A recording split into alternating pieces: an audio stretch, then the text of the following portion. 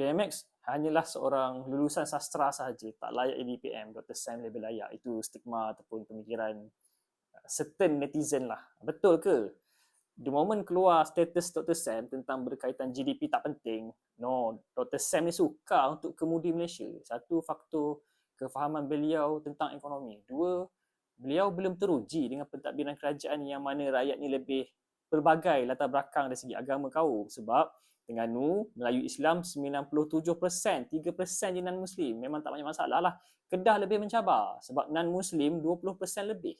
Sebab tu nak tengok model pimpinan PAS takbir Malaysia, tengok Kedah dulu.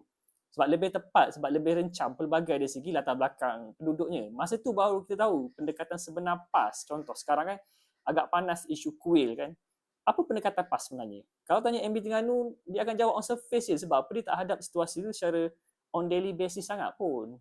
Baik tanya MB Kedah, dia lebih sesuai sebab berdasarkan tengok laporan Harakah Daily, simpan link ni siap-siap Kerajaan Negeri Kedah pernah luluskan tapak kuil di sebalik bantahan penduduk. Luluskan tapak kuil walaupun dibantah penduduk. Saya memang gunakan keratan akhbar ni sebagai rujukan. Kalau ada rakan-rakan PAS cuba provoke tentang isu kuil ni. Sebab dalam mindset punya Kompas seolah-olah kerajaan Persekutuan Madani ni anti-Islam. Sebab tu kuil semakin banyak. Bukan macam tu. Mana-mana kerajaan, termasuklah PAS sekalipun, dia perlu berlaku adil lah. Kerajaan, tengok keratan akhbar ni lagi era kerajaan PH, tiada peruntukan bina kuil. Itu daripada Harakah Daily. Orang India, Hindu, mereka juga ada hak untuk beragama. Cuma dari segi pentadbiran, undang-undang tempatan. Kalau ada isu, selesaikan. Sebab tu saya kata MB Kedah lebih berpengalaman daripada Dr. Sam. Dari segi inilah, dari segi pentadbiran. Dr. Sam belum mampu jadi PM. Dari segi ekonomi pula, saya back kepada ekonomi. PM, Perdana Menteri, dia perlu faham ekonomi. Supaya dasar ekonomi kita berada di landasan yang tepat. Kalau tidak, pening beliau sebagai PM nak dengar penasihat. Penasihat boleh bagi macam-macam nasihat, tapi akhirnya keputusan di tangan PM, direction kita di tangan PM. Pernah baca tak buku Gelombang Kebangkitan Asia? Inilah pemikiran ekonomi Anwar Ibrahim. Madani sekarang ni kerangka dia dalam buku ni. Buku ni ditulis pada tahun 1997. Saya dapat buku ni pun daripada nama dia Dr. Safwan, ahli PKR yang hadiahkan kepada saya lah. So saya baca 3 fokus utama dalam buku ni. PMX masa buku ni ditulis 1997 dan jadi realiti lah masa beliau membaca ekonomi dunia. Satu, kebangkitan ekonomi dunia dia akan bergerak ke arah Asia. Okay, masa tahun 1990 dan nampak trend tu. Dan ekonomi dunia akan bergerak ke Asia. Dan berlakulah China sekarang ni kuasa besar, kuasa nombor 2 Asia. China revolutionize dia punya pendekatan ekonomi sehingga berjaya melonjak lah. Dan saya suka tengok South Korea. Sebab South Korea juga antara player utama. Dan menariknya, yang lagi best menariknya, tahun 1980, sebenarnya Malaysia lebih kaya daripada South Korea. Lebih kaya sikit daripada South Korea. Kita bermula di garisan yang hampir sama, tapi lebih sikit. 1980. Masuk tahun 1990, 2000, kita dah jauh ditinggalkan oleh South Korea. Kenapa? Sebab hala tuju ekonomi kita, pengurusan sosiologi kita, kestabilan politik kita kalah dengan Korea. Sebab 3 angle ni main peranan. Topik ni best. Sebab apa? Sebab saya mengkaji kenapa South Korea lebih berjaya daripada Malaysia. Nanti saya kupas detail. Ini penting sebagai penilaian. Nak tengok visi seorang PM, dia mampu teraju atau tidak. Melihatkan direction tu macam mana. Kita ambil case Malaysia versus South Korea. Nanti saya buat VTT.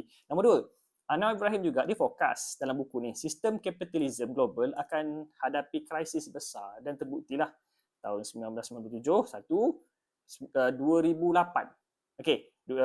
Tak apalah, 1997 tu buku ni tulis. 2008 berlaku lagi krisis sistem kapitalisme. Sebab beliau kritik sistem ekonomi barat, dia terlalu bergantung kepada hutang, spekulasi kewangan dan pasaran derivatif.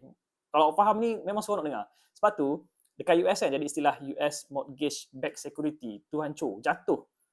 Sebab itulah dikatakan sistem ekonomi kapitalisme tak akan bertahan lama. Nak faham kan apa yang berlaku kat US tahun tu, tengok filem The Big Short.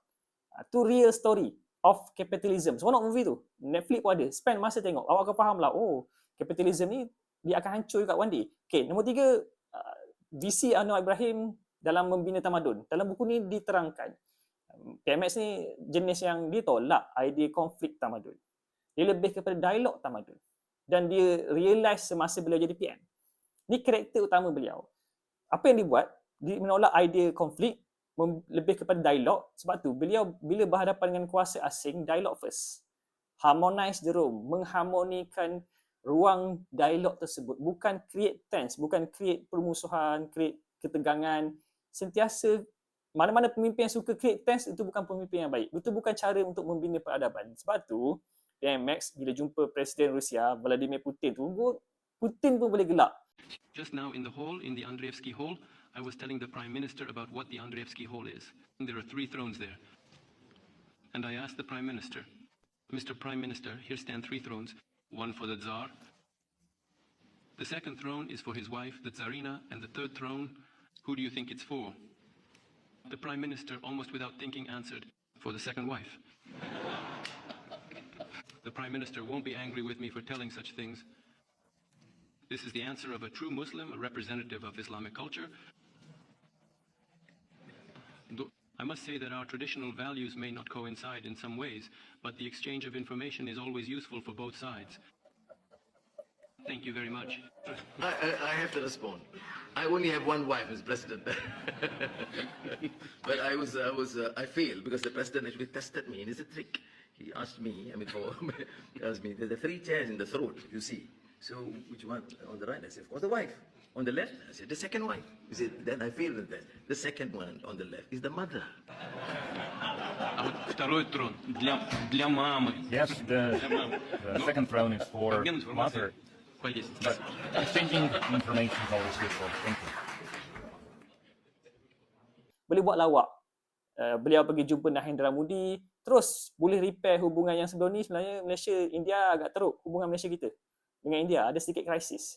Masa Donald Trump datang, ya Donald Trump puji PMX, great guy. Betul, Trump tu jahat, tapi itu bukan salah PMX. Kalau dah jahat, jahatlah. Tapi kita memulakan langkah dengan membina dialog yang harmoni. Melainkan awak seorang yang memang suka bergaduh, okeylah, tapi tunggulah akibat nanti. Okay.